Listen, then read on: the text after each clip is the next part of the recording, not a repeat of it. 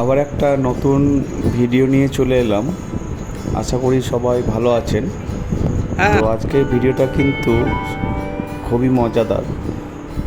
আর যারা দেখছো বন্ধুরা, এটা হচ্ছে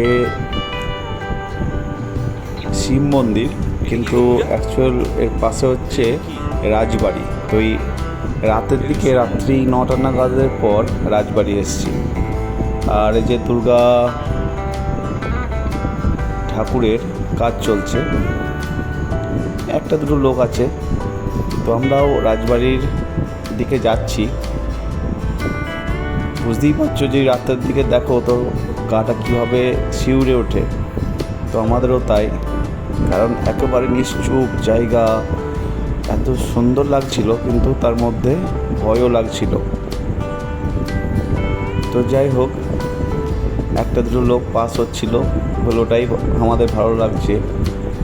তো গেটটা খুলে আস্তে আস্তে যখন ঢুকছি, তো যখন এন্ট্রি নিলাম রাজমহলের দিকে, রাজবাড়ি, তো একেবারে চুপচাপ সেই পাখির শব্দ, তারপর নানা রকম কী ধরনের শব্দ ভেসে আসছে।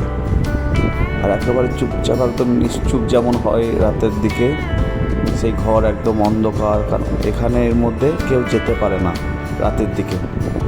তো এখানে এই মধ্যে আমরা চলে এসেছিলাম দেখতে। তো দৃশ্যটা তো খুবই উপভোগ করছিলাম, কিন্তু তার মধ্যে ভয়ও লাগছিল। তো এই জায়গাতেই দুর্গাপুজোতে তখন লোকে ভর্তি থাকে। তো আমরা এই জায়গায় এসছিলাম, যে রাজবাড়ির মধ্যে যে ঠাকুর দেখতে পাচ্ছ, ঠাকুর তৈরি হচ্ছে, কিন্তু রাতের দিকে সেটা হয় না। আর এখানে রাতের দিকে কাউকে ঢুকতেও দেয় না এই জায়গাতে। আমি জানি না যে তোমরা কোনোদিন রাজবাড়ি গেছো কি না রাতের দিকে। তো সত্যি খুবই ভয় লাগবে এই রাজবাড়িতে। এখনও শোনা যায় যে অনেক রকম শব্দ, তাই না? তাও আমাদের ভয় লাগছিল। তো ভিডিওটা বেশি বড় করতে পারিনি।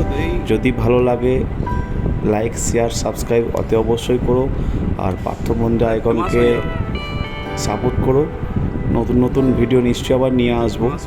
তা সেই যেমন রাজমহল হয় রাজবাড়ি, তো সেই রকম একটা অনুভব হলো, তোমাদের সাথে শেয়ার করলাম।